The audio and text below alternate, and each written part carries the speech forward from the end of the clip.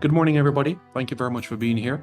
It's greatly appreciated. We know we normally have press conferences of squad announcements on a Friday, so thank you very much for your patience. It's the squad announcement for the United States in the CONCACAF Nations League, the quarterfinals. The first leg, the 14th of November in Kingston, the second leg on the 18th at City Park in St. Louis, Missouri. We're joined by the head coach of the Jamaica Senior Men's National Team, Mr. Steve McLaren, who will give a few opening remarks and then we'll get into the squad itself. So, Coach, welcome back to the island. How are you doing? Yeah.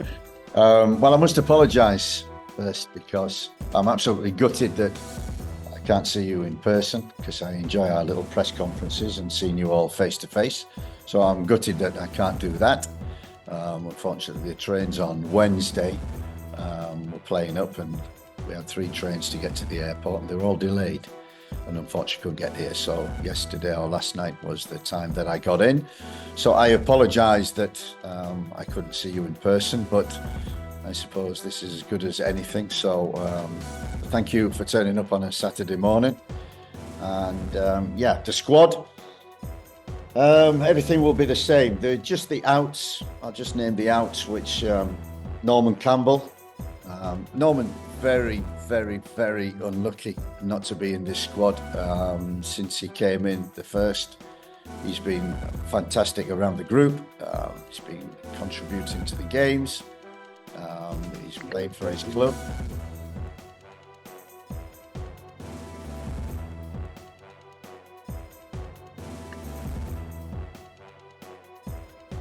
Yeah, sorry, I think that was the wife just interrupting for a cup of coffee sometimes. So yeah, Norman's been very unlucky to be left out of this squad. I spoke to him. He obviously was gutted about it, but I explained the situation. He's done well. He's still part of us. I can only pick a squad of 23. I wish I could have picked more. That's what talents we've got out there. And Norman is always will be in our minds, so we'll keep following him. Bobby Reid. Unfortunately, Bobby, his wife is expecting their child during the international break, and he wants to be obviously there at the birth, which is only natural. We understand that family is very important, so he can't make it. John Bell, with Amari Bell coming back into the squad. John again contributed to the camp, the squad last time, so he's a bit unlucky. Same with Kevin Lambert, who was a late addition the last camp, didn't feature but contributed to the camp in terms of his experience. He knew the boys, his attitude was great in training. That's the most important, so he's unlucky as well. And Mikel Antonio, who got a yellow card, is suspended for the first leg. Will join us later on in the week and be available for the second leg. So that's kind of the outs. The people who have come in and replaced them, I've got Isaac Hayden, who I think the JFF have been chasing for quite some time. I've had 2 or 3 calls with him since I took the job. He's desperate to play. He's at that stage in his career where he needs to kick on, and this is one of the ways that he can. He's at Newcastle at the present moment. He needs to find a club, but he's training, working hard, keeping fit, playing games, and it's great that we got the passport through for him. He visited Jamaica personally himself to be available, so he made that commitment. And I think it's best he comes in now rather than waiting for March just to get used to the group and us to get used to him. So he will be a welcome addition to our squad in terms of a genuine number 6 who's played at the highest level in that position. He's an ideal candidate for us, so I'm pleased that we've got him. The other additions is Leon Bailey. Several conversations since I took the job. We've really formed a good bond between us, and he was so unlucky the first 2 camps. through injuries. He's really suffered from little niggles, which has been hampering him. But now he's had 2 or 3 weeks after missing the last camp where he's got his fitness back. He's playing regular now, playing 90 minutes regular, which he did in the Champions League during the week. And I spoke to him and he said, yeah, finally we can see Leon Bailey. And he's absolutely delighted. Can't wait to come over and be part of the squad. He's very keen to do that, very enthusiastic about Jamaica, and he always has been before. So it's great that we finally get him in and we can look at him and he can look at us and contribute to the next camp, the next games. Amari Bell comes straight back in. We missed him for 6 weeks with hamstring. He played his first game 90 minutes last week. Again today. He comes through that game, so he's included. Also Shamar Nicholson. Kept in touch with Shamar since the last camp, which we fully understood he wanted to stay at his club, regain his fitness. Hired a personal trainer. He's been working hard with him.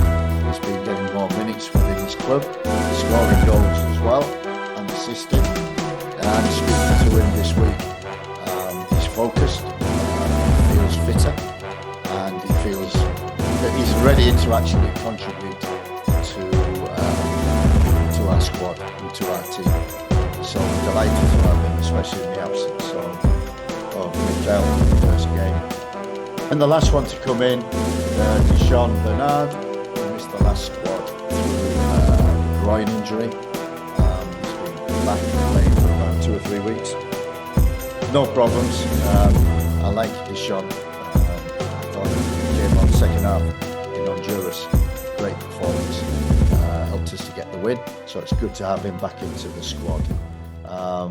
There are players, obviously, which you'll want to question. I've heard a lot of publicity about, and always around Mason Greenwood. I'm constant touch with Mason. The message is always the same. When the time is right, you've got to think that he's had a traumatic time the last 2 years in his contract. And he's been on loan, he's been here, he's been there, his publicity. And I think he just wants to settle in at Marseille and enjoy his football, which he's doing. And he wants to join the Reggae Boyz. I know that every time I speak to him. I've no reason to doubt that. And the process goes on. I didn't expect it to be, once he missed the first camp, any of these camps. But I'm hoping by March time we'll have made progress on everything. As I say, our whole project and process is about World Cup qualification. And that's still, I know, in the horizon, but it's still something that we're thinking about now and planning for in the long term. So Mason, we'll keep an eye on and keep you posted on that. The other who has attracted publicity is Ravel Morrison. And I know he's finally back playing. He's had 4 games, his first 4 games for 18 months. So he's had no rhythm, no momentum, not training. But now he's training. He's playing in Dubai. He's had 4 games, scoring, assisting. And Ravel is someone I know well, worked with him. My type of player, I love that type of player. And I think it's one that I never thought the first 3 camps that he would be involved, but we'll certainly, after this camp, be picking him up over the next couple of months and seeing how he's playing in Dubai, keeping an eye on him. So the door is never closed on anybody, and definitely not Ravel. The game itself, I'm excited about this game. I think the last camp, the last 2 games, the mission was get the job done, qualifying. We finished top of the league. We were delighted with that. And to be given an opportunity to test yourself, the team, against top quality opponents, there's no more top quality than the USA. and with a new coach, Pochettino, who I know well, have come across, coached against. Very, very good coach. That Tottenham team he had in the Premier League was excellent. His experience since has been top, world-class football, world-class coach, and USA have really got a very, very good coach for the next World Cup, because they're already qualified. So this is, you know, it's like myself, and he will be the same. It's looking at players, looking at squads, looking at systems, looking at the way of playing, and building towards the World Cup. His advantage is he's already qualified. Ours is we need to qualify. So this is an important game for us. It's an opportunity to gain Gold Cup qualification in terms of rankings and getting into the semi-finals, which will automatically get us there.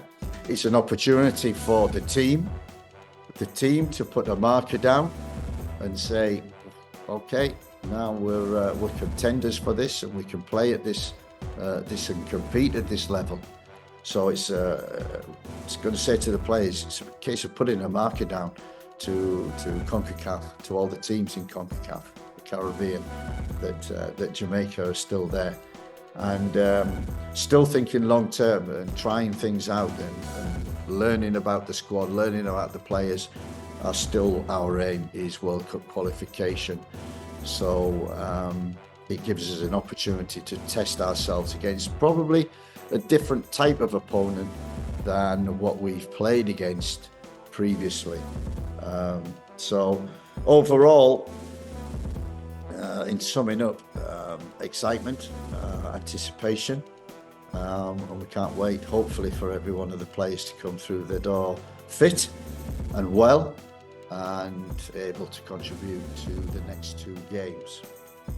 Our overall focus after this camp, and I still have my eyes on the future, is obviously the last 3 camps. And since I got the job, the focus was on the games. The Nation League was making sure we qualified for this round, for the quarterfinals, and picking the players who we knew who had contributed the last 2 years. We've done that, but I think after this camp, what I need to do is a lot of recruitment, a lot of scouting. One of that will be on the island. I still need to get around the teams.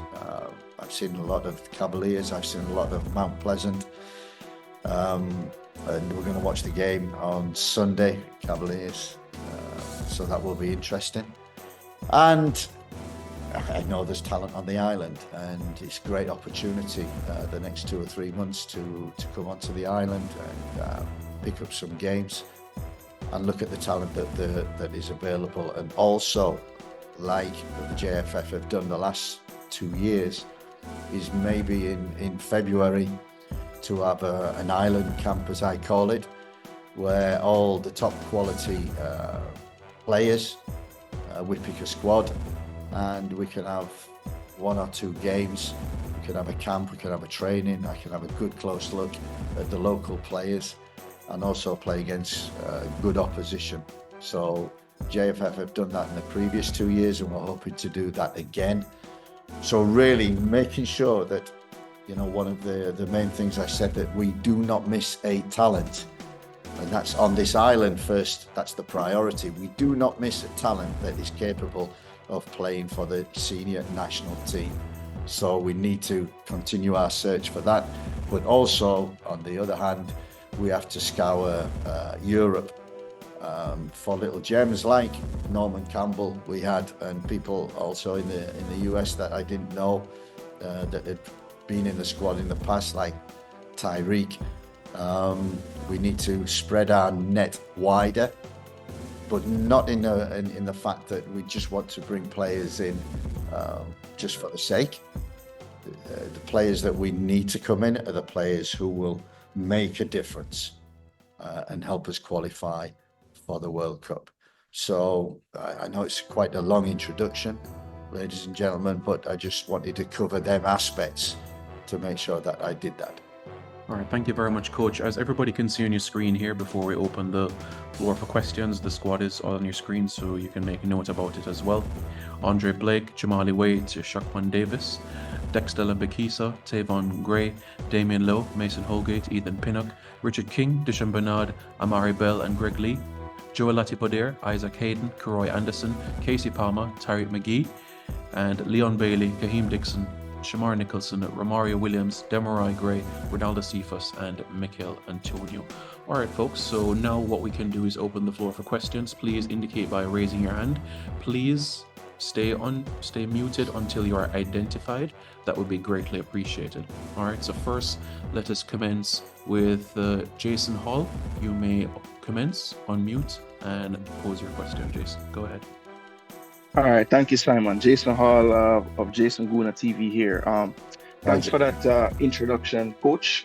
Very thorough. Like the comments you made, and I just want to ask a few questions. All right, so first one, heard you mention a few players just now. I would like you to also mention a certain player. I had my eyes on him, watching him, tracking him play. Jonathan Russell, how far was he from getting into this team, and what are your overall thoughts on him? I know you got to see him in one camp so far. Can you just speak a little bit about that player? Yeah, it's funny you should say that, and I'm going to speak to John, because he was involved in the first camp. I spoke to him before the last camp, and I said I keep an eye on him, and he wasn't playing at the time. I have a very good friend in the UK who's a Barnsley supporter, and he phoned me up, and I met him, and enthusiastically talking about John Russell. Say since he's come back into the team, he's been a revelation for Barnsley. So he's certainly one that we've got in our radar, and certainly one that we're thinking about, and he's on our list, and he's someone who we can consider in the future. So that's another I need to pick up after this camp and really look at closely. One more. All right, One more. Thanks. Yeah, just one more question, Simon. I wanted to go ahead and give my subscriber base a chance. So I had a great question, and I wanted to share it with you this morning. It's for the coach. So social media discussions indicate concerns over your remark that young English-born players should prioritize England. How do you respond to critics who feel this approach may limit your commitment to recruiting high-potential Jamaican talent? Oh, that will not stop us committing to pestering these players. That can make a difference, obviously, that can play now, but also for the future. And of course, how do I know?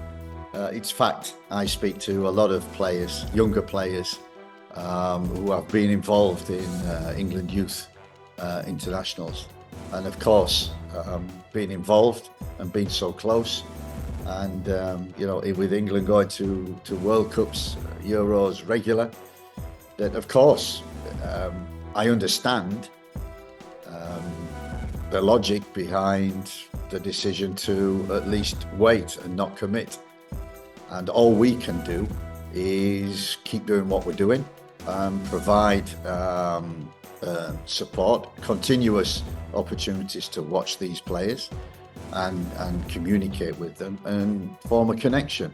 Nothing beats a connection. So anyone that we feel will make a difference that may be thinking of England, and I know there's a lot in the UK, but also just around Europe as well. There's Jamaican players who have left the island.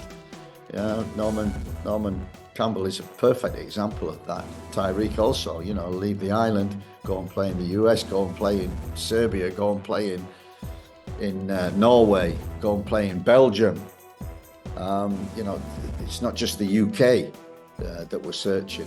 We're just searching for good players and then just trying to promote what Jamaica can offer, which is we want to get better. And if we can qualify for the World Cup, then all of a sudden it becomes an interest to top players. Thank you very much, Jason. John Arnold, you may proceed. Go ahead. Hi, good morning, Steve. Thanks for taking some time. John Arnold from the Getting CONCACAF newsletter. You mentioned knowing Pochettino and that you guys have somewhat similar challenges. Obviously, you with the extra hurdle of having to qualify, but you mentioned sort of trying to figure out the system, figure out the players, and kind of learn as you go with limited margin for error, you both want to get out of this quarterfinal. When you look at what Pochettino did in his first 2 games, what did you see that maybe reminded you of what you already know him as from his time at Spurs and other stops? And what did you see that maybe you felt was a little different that you'll be, watching as you guys go into these 2 matches? I think, he had certain principles when he was at Tottenham, PSG, and he was in the Premier League as well. And them principles were very distinct. They follow him around and you add on to the principles. Always possession based, always in terms of build up, always in terms of being organised, being structured, and very, very strong transition team in terms of counter press. Excellent counter press, got the players to do that as well. And on transition, also got very good players. Great talent base, not just in the US, but also players playing in Milan, players playing in Juventus, and playing in big tournaments. So he's got big game players. And I suppose a big expectation from the US of they qualified, of doing well in the World Cup. They did well in the last opportunity when I remember the game against England went 60 minutes. They should win the game. So they've got the talent, and it's really, and we're the same. We've got talent. It's putting in them a structure, giving them discipline, giving them principles. And what I saw in the first 2 games were distinct principles, which are Pochettino's. And as I say, whatever system he plays, it doesn't really matter. They have certain ways of building up. They have certain ways of scoring. They have certain ways of counter press and rest defense and transitions. That they are a very good team. And I think what they've gone and done really well is the stature of Pochettino within world football. He's top, and hopefully after this camp, it'll prove to be successful. Thank you, John. Thank you, John. Much appreciated. Bertram, you can unmute and go ahead. Good morning, Coach. Can you hear me? Bertram, yes. So I am Cranky from Cranky Live TV, and I have 2 questions. The first is a 2-part question. Coach, in your previous 2 press conferences, you didn't seem as familiar with the players as one may expect. Some players were bidding for selection. Are you now at the point where you're fully familiar with such players? And secondly, as a second part of that question, Jamaica needs another help. It's 2 questions. So if you want to, you have to save that for the next part. So it's 2 questions. So if you want to save that and let Coach respond, because that would be a second question. Okay. Yeah. Okay.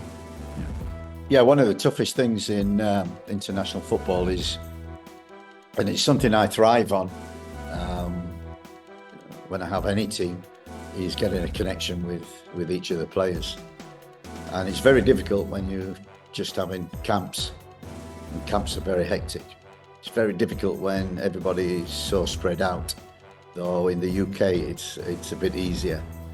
And so the connection, the relationship with some players can be instant, can be, got a connection. I know him, I know his background, and you build that rapport. Some, it takes a bit of time. And that's what I'm working through, and I'm sure Pochettino's exactly the same. And it's frustrating when you have them for 10 days, it's so intense. You are so together, you get that connection, you get that little feeling between the player and the coach. And you can see that in training. And that's what I like, that connection, that relationship with the player, that I can be trustworthy and honest with him. And I think from day one we've developed that. I've got to say, we got that connection where they know, I have certain rules and certain ways of doing things, certain principles that we need that cross the line. There are consequences to that. But we have a relationship where there's a connection and there's a trust. So it's not just black and white, it's all about the relationship. And that takes time.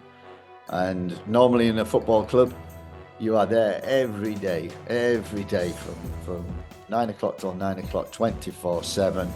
so many games, fast and furious. You get to know people such a lot quicker. International football, it's harder, but I'm certainly making strides, and certainly with our staff. That's one of the key things: spirit, culture, getting the team together, getting them eating together, getting them talking together, getting them open up, giving, we're going to talk a lot this week also, and their input into, well, okay, let's review each camp. What do you think? What do you think? I'm very interested in their opinion, because they've got to deliver. So the relationship, it takes time, and obviously international football, it takes longer. Yeah, Cronky, your second question, you can go ahead. Yeah, Coach, given that you're not based in Jamaica and assisting with the development of the football program or assessing locally based talent, which I think is an imperative for the country, what does your day-to-day involvement look like when you're not working during the international window? I'm fortunate I can go on Y Scout, so a lot of my work is office-based, computer-based, and with Y Scout, all the players for Jamaica that were not just in the squad but on the fringes of the squad, and players that we need to identify, I'm able to watch their games after they've played.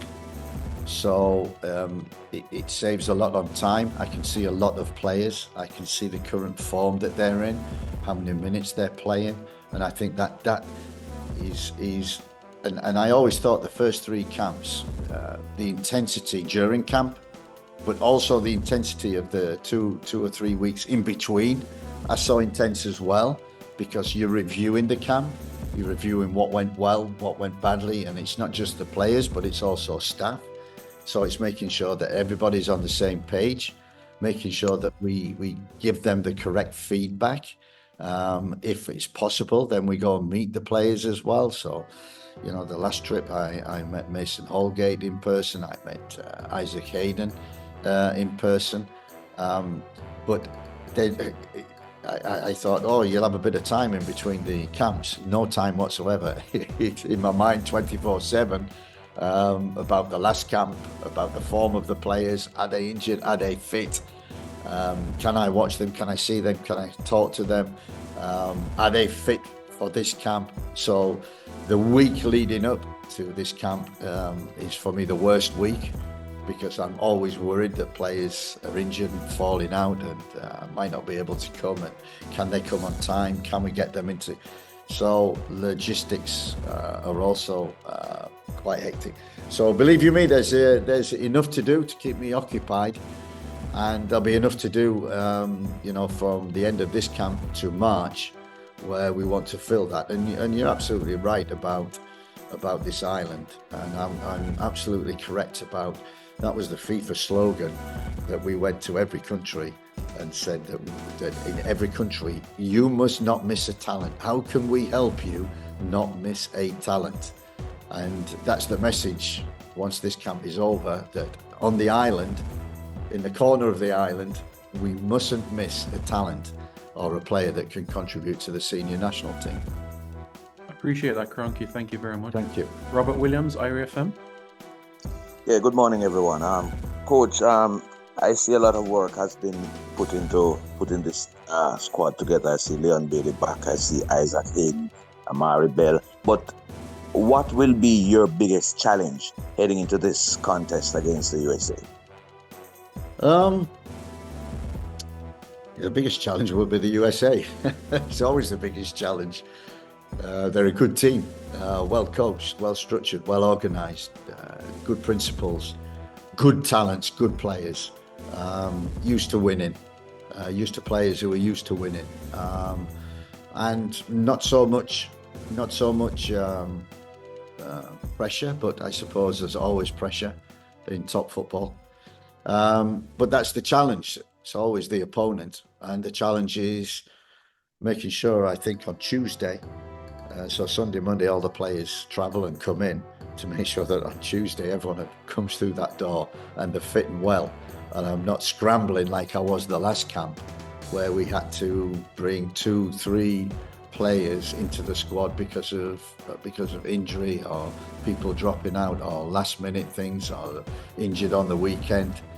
So I'm just hoping for that. And then a couple of sessions in preparation for the game is not going to be much. But I'm just looking forward to the games and looking forward to the performance of the team, which has to be at the top of my criteria because performance equals results if we get the right performance. So getting the right performance is my main objective. And once they come through the door, fit. All right, thanks very much, Robert. Alex, go ahead.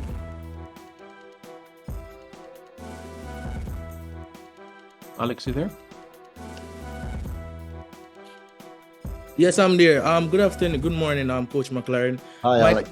My question is, how are we gonna deal with USA midfield? That knowing that we don't possess a lot of play a lot of ball position, and USA is a ball position midfield with like a McKennie, Reina, and all of those players. How are we gonna do that to able to possess the ball properly and able to push them back and create chance and opportunity and score goals? That's a great question. Come and join our coaching team this morning and see if you can answer it. It's one of the challenges of the game, of every game. Midfield dominance, and so that's always the first thing we look at. We try to outnumber in certain areas, but one area is making sure we outnumber is in that midfield, and they have quite a clever system in there where it's quite smart, and they've got good players that can execute it. That's one of the challenges that we've been talking about for a couple of weeks, and intensely before this press conference, intensely after, intensely on Sunday, and when we get the players on Monday, we'll involve them as well, because that midfield challenge is key to winning the game. And like some of you said, that midfield challenges, I think one player that missing out the squad that would be key link is Ravel Morrison with the intricate passes and know to play in the midfield properly. He's one of the big pieces of missing out to the midfield. What would you say would be a game plan or the execute the plan towards USA midfield, the good USA midfield they have? You know, I think, Alex, the key thing I'm looking for, and we've talked about it a lot from day one, is about bravery, is about taking the ball, is about wanting the ball, is about dealing with the ball. And that's what, if we don't do that against the US, and that's at the back, that's up front, that's out wide, that's in midfield, if we don't take care of the ball, we will lose this game. Because they are very good counter press, they're very structured in their pressing, and we need to be very ball secure, what we call ball secure, in our games against them.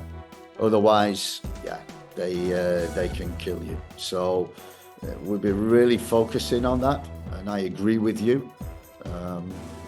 Ravel Morrison, and I say all his career, we have been saying this about him, all his career, from when he was a young boy, he has more ability than anybody. I know, because I've worked with him, and I've seen him training, I've seen him playing, and when he's top, he's top. And hopefully, now he's playing games, he can get back to the level of Ravel Morrison can achieve. And if he does that, he'll be a real asset. But he's a little bit, that's why I liked Tyreek McGee when he came in with us.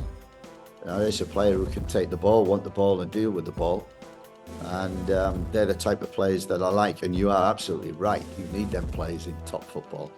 You can't have good structure and defend well and then immediately give the ball back to the opponent.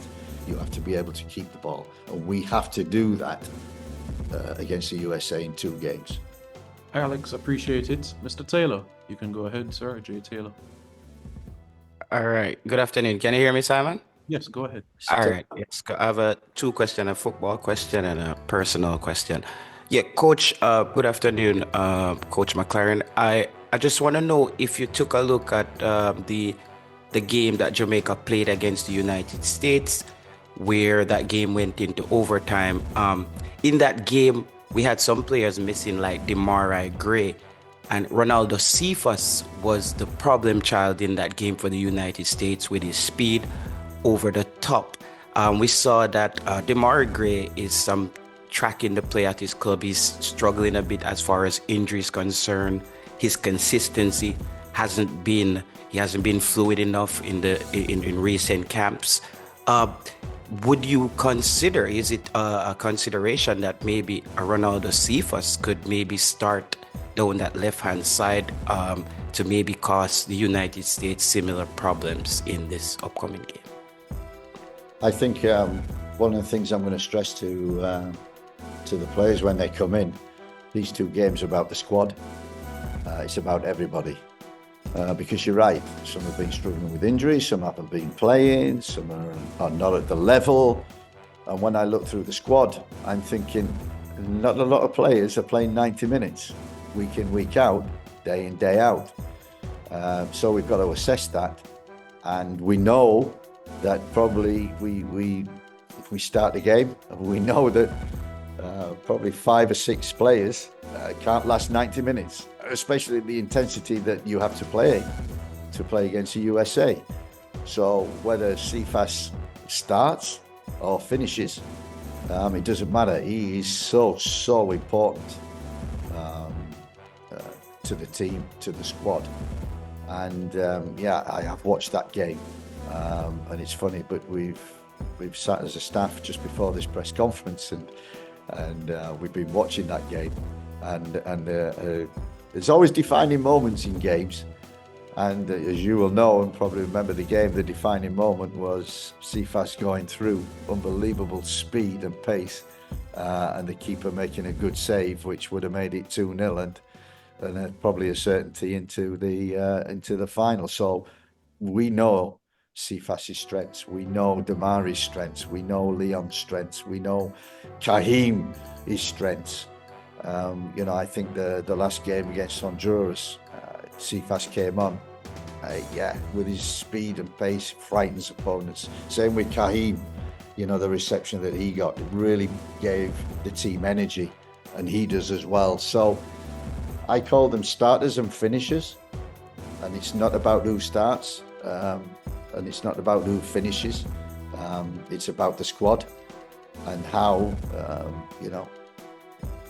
I do say, to be fair and quietly, that the finishers are the most important, because they've got to impact to either win the game or to make sure that we get something from a game.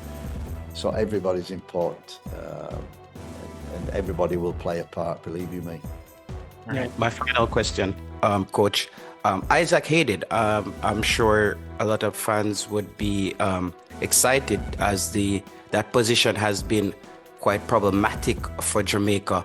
But there are also concerns amongst fans that the player, I think he's in the reserve team at Newcastle, hasn't been really playing football.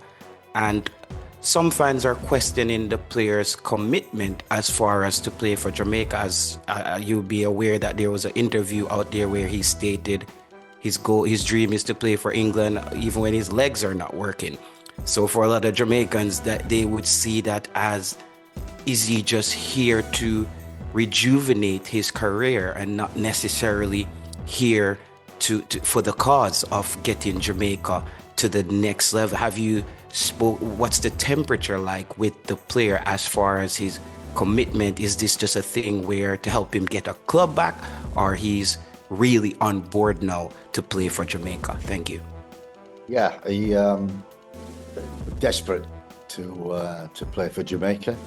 Desperate he was to get his passport from our first conversation, and he realizes that look, he's in the reserves at Newcastle. He needs a club in January. This is as much about the March window and the summer window and the next World Cup window as it is this window, whether he contributes, he plays, or he doesn't. It's as much getting him integrated into the Jamaican way of working that we work. He's really enthusiastic about that, and you're right. Every player needs a cause. Every player needs motivation. And his motivation is to get back playing at the level in which he was playing 3 or 4 years ago when he first went to Newcastle. That's his only thing. And to be able to commit to Jamaica and hopefully in January be able to commit to another club will only make him better. And we're helping him with that. And he's got to come here and he's got to help us achieve our goals as well. If he doesn't, then he won't come again. It's as simple as that. There are consequences to everything. So he has to perform, he has to commit. And if he does, he'll help us. If he doesn't, and there's no commitment there and there's no help, then same with every other player. They won't be in the squad again. So every player knows what they have to do, and they have to perform. But you're absolutely right.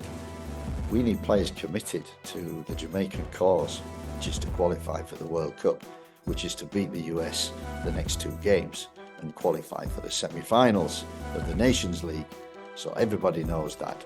We have to pick players who are committed to that. And believe you me, after conversations, meeting him face to face, he wants to do that. But again, everything will be seen on the field.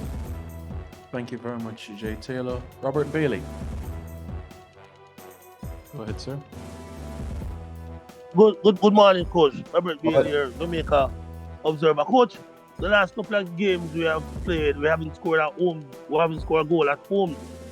Are you concerned? What are the plans for us to bang in some goals against the USA come Thursday? Yeah, I'm always concerned. We haven't won, I don't think, at home since June. Since last June. So, that is a concern, and we're looking at reasons behind that, and how can we play a little bit differently to make sure that we are more of a threat going. But saying that, the first game against Cuba, and don't get me wrong, the Cubans were very, very difficult opponents to break down. We created 27 chances, of which 10 were very good chances. So I wasn't too concerned. And I do think the Honduras game was for me a very strange game, in the fact that nobody really wanted to go and win the game and nobody really wanted to lose the game, because a draw satisfied both teams once we knew the result in the other game. So yeah, that Honduras game was a strange one, and don't get me wrong, I was very disappointed after the game. Took the understanding from it, but still disappointed. And I want to see a big improvement in terms of not scoring but creating chances. And so we're looking into that and making sure that the national stadium becomes what we call the office again. Okay, thank you so much, Coach. Thank you. All right, Robert, thank you very much. Is that Alan? Going to be able to take 2 more, guys, because of time, and then that will be it. Go ahead. Hey, thank you, Simon. Coach McLaren, good day. Good day. Fans locally and in the diaspora see this fixture against United States as a very important fixture. But as professionals, players and coaches, it's always, a game at a time, and it can be sort of on to the next one, after a game. As the coach, how do you get, the message across to the players, knowing that there are some players who are in the squad who probably don't know much about CONCACAF historically and about this fixture? And you being a former Manchester United coach, you know all too well about rivalry. For the fans, this is a huge fixture. How do you get the message across to the players that this is just, not another regular game, but it's a very important one to the fans and people in the diaspora? Listen, I think we've stressed that from day one. We stressed and probably overstressed how important the game was against Cuba, how important it was to try and win that game, and then the next game. And I think for this game, this is one of these games where it needs no motivation from me. Come on, it's the USA. It's 2 games. It's a big nation. It's one who's qualified for the World Cup and are playing there. the players that they're playing against, the respect that they've got for them, but they want to be, they need no motivation for this game. They know it's huge, and it's not just huge for the fans. And the most important thing, to see the fans coming back and to see the reception, the way that the fans are during the game, and the support that they're giving to the players, we need that. So, as I said before, to make this office the office again, we need the 12th man, and that comes from the supporters. And you carry on doing what you're doing, and we'll soon have the stadium full. And that's what we're looking for. A good performance and result against the US will help that, and the players know that. But we need the fans on Thursday evening. We need them right behind the team. We need them, like you say, this is an important game, big game for the players. It's also big for the supporters. Come and support us. Come and see the boys and get behind them and make sure that we can get the result. Definitely, Coach. And one more question, if I could, Simon. Please be brief. This is the last one. Yeah, and Coach, we know that the United States acquired the services of Mauricio Pochettino, and having a coach like him in CONCACAF, and yourself, what do you think that does for the eyes of world football on CONCACAF? What do you think it means to CONCACAF to have coaches of your profile, Pochettino, Jesse March, in CONCACAF? How does that sell CONCACAF to the rest of the world? I think also you're missing Dwight York for Trinidad. For Trinidad. My good friend's taken over there, another high-profile player. It's about profile, and and CONCACAF needs that. And I know that from FIFA, working with them. As we're in Europe, in CONCACAF. We didn't know so much. I'd come here and play against the likes of Cuba, even Nicaragua, Honduras. What tough games, different games.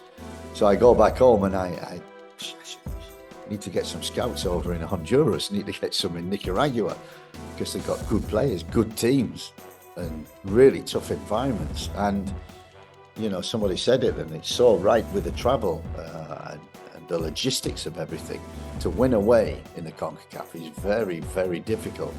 And the players have shown great resilience to do that. So I think it's only good for the game that the likes of, we're involved in these games, but also against the likes of Pochettino and hopefully coming up in a game or two against Dwight York, Trinidad. So, the more experience and good coaches that we can bring. And we always said one of the big mantras that we said in FIFA was that you improve the coaches, you improve the coaching, you improve the player.